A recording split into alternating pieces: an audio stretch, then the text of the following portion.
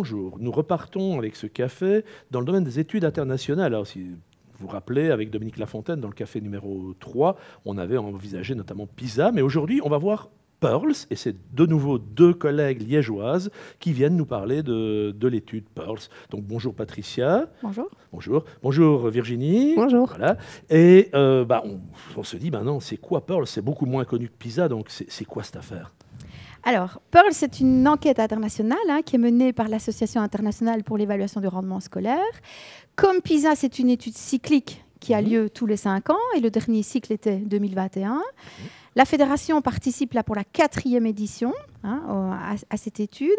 Et c'est une étude qui centre, comme PISA, sur l'évaluation de la compréhension en lecture, donc compréhension de l'écrit, mais qui se situe en 4e année primaire, donc au grade 4, quand les élèves ont reçu 4 années d'enseignement de la lecture. Ah oui. Alors c'est un moment charnière important dans le parcours scolaire, parce qu'à ce niveau scolaire, les élèves doivent être capables de lire pour apprendre.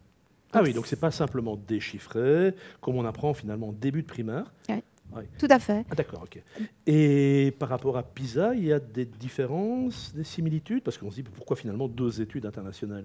Alors ici, l'angle pris par l'IEA, c'est un angle qui s'intéresse alors à l'ensemble des élèves de la classe de 4e année primaire. Donc on échantillonne des classes et on cherche des leviers d'explication des performances, à la fois dans le système scolaire, c'est-à-dire qu'il y a des questions adressées au chef d'établissement, mais aussi des questions adressées à l'enseignant. C'est-à-dire qu'on peut étudier via les pratiques autodéclarées des enseignants, mais la manière dont ils enseignent finalement la compréhension en lecture en 4e année primaire. Par rapport à PISA, qui lui va chercher les enfants de 15 ans dans les classes où ils se trouvent. Ah oui, d'accord. Et donc là, on n'a plus cette unité classe, elle est complètement éclatée. Ok. Et finalement, ça suppose alors de s'intéresser à ce que c'est lire, non? Oui. C'est quoi lire? Alors au sens où vous l'étudiez, puisque... Oui. Donc le modèle conceptuel qui sert vraiment au concepteur de l'épreuve, il divise, en fait, il envisage la compréhension comme en fait la mobilisation de 4 processus de compréhension face à des textes d'envergure, et qui peuvent être des textes qui sont soit des récits, mais également des textes documentaires. Et ces 4 processus de compréhension, en fait, ils couvrent en fait un éventail de difficultés. On part de identifier une information explicite, faire des inférences pour ce qui est des processus relativement simples qui doivent être automatisés, à des processus plus complexes qui mobilisent le lecteur, qui mobilisent les connaissances personnelles, par exemple, des lecteurs. Donc c'est intégrer, interpréter des informations dans un texte, mais aussi un 4e processus qui est d'évaluer, d'apprécier, de porter quelque part un jugement sur le texte qui m'a été donné à lire. Et ça, c'est vraiment la prémisse de la lecture critique. Donc ça, c'est le début d'une lecture plus distanciée. Et on fait ça en 4e année chez nous? Alors, en 4e année primaire chez nous, les résultats montrent, là on va parler des performances, les performances sont assez faibles, parce qu'effectivement, chez nos élèves, il y a des déficits au niveau des processus, de la maîtrise de ces processus experts. Parce qu'on envisage chez nous la lecture de manière un peu plus séquentielle, et que ces processus complexes ont tendance à être peu travaillé en début de 1re année primaire, 2e année primaire. On est plus dans un accent mis sur l'apprentissage du décodage, on est plus sur l'apprentissage vraiment des rudiments de l'écrit, alors que les modèles plus efficaces envisagent les choses de front, conjointement. Et toi, Virginie, qui a un regard aussi sur les résultats des autres pays, c'est intéressant ce type d'études pour se comparer. Alors, est-ce que c'est pareil chez nous qu'ailleurs? Comment ça se passe? Qu'est-ce qu'on gagne finalement à faire ce type d'études par rapport à ce que Patricia nous a expliqué sur les stratégies, ce qu'on fait, ce qu'on ne fait pas? Alors ça nous permet en effet de nous comparer aux autres pays au niveau des performances. C'est classiquement ce qu'on va voir dans la presse avec le classement des pays. Mais évidemment, ce qui va être intéressant, c'est aussi de pouvoir comparer un petit peu les pratiques, notamment à des pays qui sont plus performants, plus équitables, et de voir qu'il y a un certain nombre de pratiques en fait qui sont peut-être plus fréquentes chez nous, comme par exemple l'évaluation vraiment de la lecture, qui est moins fréquente, on va dire, dans d'autres pays, et à l'inverse, l'enseignement de stratégie, la discussion entre élèves après avoir lu un texte, etc., qui va là à l'inverse être moins présent chez nous et plus présent dans d'autres pays. Alors moi je vois bien sur les performances, mais tu parles des pratiques enseignantes. On va observer dans les classes ce qui se passe ou comment est-ce qu'on fait ça? Comment est-ce qu'on accède à ces données? Alors non, en effet, c'est une des limites de ce genre d'enquête, c'est qu'en effet, on ne va pas observer dans les classes vraiment ce qui se passe, on va se baser sur des données récoltées auprès des enseignants.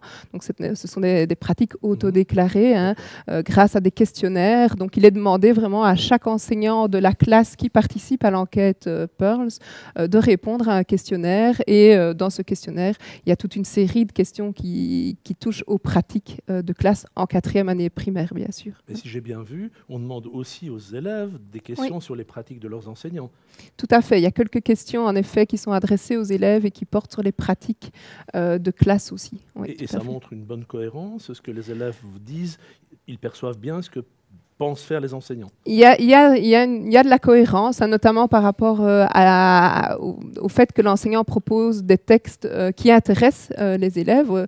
On voit que les enseignants en Fédération Wallonie-Bruxelles proposent fréquemment ce genre de texte et on retrouve en effet que les élèves sont intéressés par les textes proposés par les enseignants. Et donc oui, il y a arrive à donner des textes qui sont quand même dans il y a une certaine cohérence en tout cas dans les réponses des enseignants et des élèves. Et par rapport à d'autres pays, qu'est-ce qu'on ne fait pas? Patricia a déjà commencé, mais qu'est-ce qu'on ne fait pas ou qu'est-ce qu'on fait différemment? Vous avez en tête des éléments importants qui expliquent que, on ne l'a pas dit vraiment, mais on ne réussit pas trop bien dans Pearls, pas mieux que PISA malheureusement. On est à la fois peu performant et aussi on observe de grandes disparités. Donc, est-ce qu'on a d'autres éléments qui permettent d'expliquer pourquoi c'est comme ça chez nous?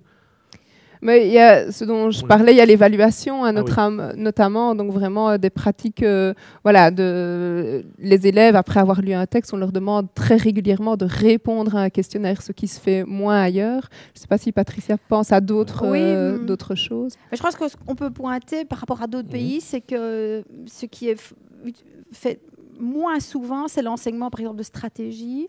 Donc tout ce qui tourne autour de l'enseignement de démarche qui permettrait à un lecteur consciemment et de manière volontaire de réguler sa compréhension et même d'auto-évaluer sa compréhension, ça, ce sont des choses qu'on va trouver moins fréquemment en Fédération Wallonie-Bruxelles. Alors, il faut préciser que ça n'explique pas les performances, mais il y a un faisceau de pratiques et il y a un faisceau de différences qui, mises bout à bout, donnent à penser qu'on a des pratiques d'enseignement qui s'éloignent quand même parfois un peu de ce que la recherche en éducation pointe comme pratique efficace de l'enseignement de la compréhension.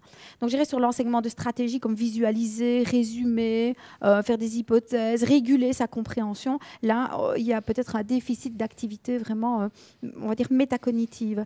Et peut-être un autre aspect, c'est aussi sur l'enseignement au cours de français des démarches de compréhension des textes documentaires.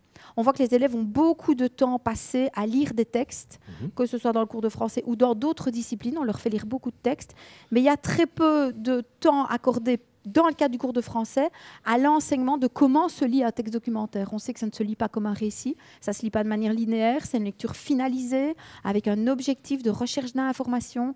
Et donc là, les démarches ont tendance à être moins fréquemment enseignées. Et c'est dommage parce que dans le cursus scolaire des élèves, la proportion des textes documentaires qu'ils vont devoir lire est bien plus importante que celle des récits. Et on voit qu'en 4e année primaire, encore, l'enseignement du français et de la lecture reste focalisé sur des récits courts. Et après, on n'apprend plus à se dépatouiller avec des textes qui sont documentaires. En fait, ça devient la responsabilité de plus personne. C'est ça. Le prof de sciences va utiliser des textes, mais il considère que c'est acquis et que ça marche. Oui, l'école requiert des élèves des compétences qu'elle n'enseigne pas nécessairement. Donc ça fait partie vraiment des pédagogies invisibles. Et dans le domaine du documentaire, c'est vraiment avéré qu'il y a très peu de démarches mises en place par l'enseignant de français. D'accord, et si j'ai bien compris, en fait, on lit des textes, plutôt des textes littéraires courts. Oui. En tout cas jusqu'en 4e, au cours de français. On évalue beaucoup, mais à travers des évaluations formelles, et on passe beaucoup de temps à faire cela. Oui. Et finalement, parce que j'étais un peu surpris, dans d'autres systèmes qui marchent mieux, on n'évalue pas. Alors, qu'est-ce qu'on fait? Qu'est-ce qu'on fait quand on a lu? Alors, dans d'autres systèmes, on va regarder plus performants, il y a aussi de l'évaluation, mais l'évaluation donne lieu à des feedbacks individualisés, c'est-à-dire c'est une évaluation qui est sans doute plus diagnostique. Mais pas des notes, quoi. Pas dire, voilà, il a répondu à un questionnaire et voilà la note à autant. Non, c'est sans doute que les questions du questionnaire permettent d'identifier des exemples, pointent des processus de compréhension bien spécifiques qui ont des questions auxquelles, pour répondre, il faut trouver une information explicite, et puis pour d'autres, il faut interpréter, ou il faut évaluer, critiquer. Donc, quand on a des outils diagnostiques bien construits, ça permet de donner un feedback individualisé et de réguler et d'aider les faibles lecteurs dont on a chez nous une proportion importante. Donc ça paraît important. Mais ce que font les autres systèmes, dans les autres systèmes éducatifs, les enseignants, c'est consacrer aussi plus de temps à l'exploitation des lectures sous forme d'échanges entre les élèves ou de passage par un texte écrit ou de médiatiser sa compréhension. Et quand on discute de sa compréhension à plusieurs, ça peut donner des buts de lecture parfois plus puissant que celui de répondre à une question d'évaluation. Ce qui correspond finalement mieux aussi à une approche par compétence. On lit pour faire quelque chose et on ne lit pas pour répondre à un questionnaire, ce qui, à part à l'école ou à l'université, est peu classique dans la vie En tout tous cas, les ce jours. n'est pas de nature à alimenter la motivation à la lecture qui est déficitaire chez certains enfants issus de milieux plus éloignés. Donc le rôle de l'école, là, ce serait vraiment de donner à voir et donner des buts et des activités authentiques de lecture qui alimentent la motivation. Okay. Et alors, ces enquêtes, on voit aussi bien l'intérêt pour les chercheurs, hein, ça nous passionne beaucoup, ça nous permet d'avancer, de mieux comprendre, comparer les systèmes, dégager des prédicteurs ou des variables qui peuvent expliquer. Mais pour les enseignants, finalement, pour leur développement professionnel, est-ce que, d'ailleurs, ils ignorent beaucoup ce genre d'études, donc qu'est-ce qu'on pourrait leur dire pour qu'ils aillent mettre leur nez? Et d'ailleurs, on trouvera en dessous de cette vidéo les références pour toutes les infos sur les résultats. Mais qu'est-ce qu'on peut leur dire, finalement? Pourquoi est-ce qu'il faut s'intéresser à Pearls comme on peut s'intéresser à PISA ou à Teams, par exemple? Alors, pour une partie de réponse, moi, ce que je peux dire, c'est qu'on a à cœur de diffuser et de rendre public les épreuves, donc les textes, les questionnaires, les guides de correction qui sont à chaque cycle rendus publics. Donc là, on a des outils diagnostiques qui sont très pointus et qui illustrent, pour chaque question, le processus de compréhension est illustré, il est indiqué. Donc ça, c'est une première chose. Mais d'autres choses qui ont été faites, c'est par exemple des analyses d'erreurs. Donc, les chercheurs sont allés reprendre des exemples de réponses d'élèves qui montrent que pour certains processus de compréhension, les élèves confondent parfois les visées documentaires et narratives, ou parfois que certains élèves ne sont pas tellement si éloignés de la réponse correcte attendue, mais qu'il leur manque certains éléments. Donc, ils vont mobiliser leurs connaissances personnelles, mais ils ne tiennent pas compte du contenu du texte. Donc, on voit que sur certains aspects, les résultats du gros thermomètre international, au niveau de la classe, quand ils sont pris en main par les enseignants, ils peuvent être affinés et ils peuvent vraiment donner lieu à des régulations et à des moyens de s'améliorer. Il y a aussi des capsules vidéo sur les textes, aussi sur la lecture numérique, où on présente un peu des items relatifs et la différence entre la lecture d'un texte documentaire sur les requins et un texte documentaire sur le requin, mais en format numérique.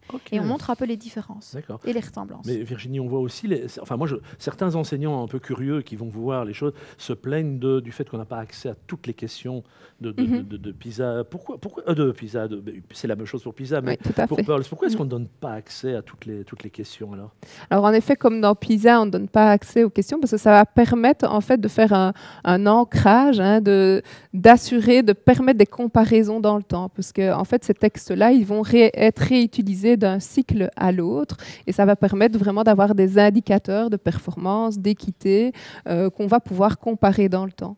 Et donc, quand on est en Fédération Wallonie-Bruxelles, donc dans un système où on met en place pour le moment des grandes réformes avec le pacte pour un enseignement d'excellence, mais aussi la réforme de la formation initiale des enseignants, ce genre d'indicateur d'évolution est vraiment très utile, puisque ça va permettre de voir s'il y a des comparaisons dans le temps. Okay. Et si vous deviez donner, un ou deux messages forts par rapport à la réforme de la formation initiale des enseignants, en disant tiens, ça pourrait nous aider à concevoir quelque chose, ça nous permet de mieux comprendre les choses. Qu'est-ce qu'on pourrait dire aux formateurs finalement d'enseignants? Pourquoi est-ce que les formateurs d'enseignants, qui pas plus que les enseignants, vont nécessairement voir ce qu'il y a dans les études internationales? Qu'est-ce qu'on pourrait leur donner pour qu'ils aient envie d'utiliser ou qu'ils aient de l'intérêt pour ces études?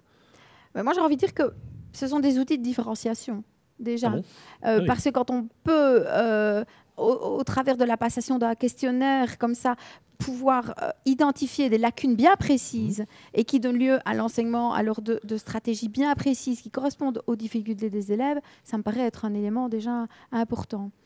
Au niveau du diagnostic, Au pour niveau faire de la du diagnostic, différenciation. voilà, c'est ça. Ok, Oui, d'accord. tout à fait. Et en Oui. partant sur des modèles de lecteurs experts que tu as un peu décrits, en disant finalement, la lecture, c'est pas du déchiffrage, mais c'est nécessaire, Voilà. mais c'est pas suffisant. C'est pas seulement faire des inférences, mais c'est aussi, et puis c'est pas seulement répondre à des questionnaires, mais c'est aussi un usage social de la lecture qui peut donner envie. Donc tout ça, c'est des messages qui sont. Mais je t'ai coupé, pardon. Non, mais je vais dire aussi que vraiment le message fort, c'est de dire que la compréhension en lecture, c'est beaucoup plus complexe qu'il n'y paraît. Que quand, en tant que lecteur adulte, on a automatisé toutes ces procédures qui permettent de comprendre, il y a un moment donné, c'est important de donner aux élèves l'opportunité de les apprendre en les enseignant. Donc d'une manière ou d'une autre, il y a un moment donné où quand on voit le niveau de performance moyen en Fédération Wallonie-Bruxelles, je pense que le signal vraiment pour les formateurs, c'est vraiment de mettre l'accent sur les outils qui permettent d'enseigner la compréhension. Et les outils ne manquent pas. Les consortiums en ont recensé énormément.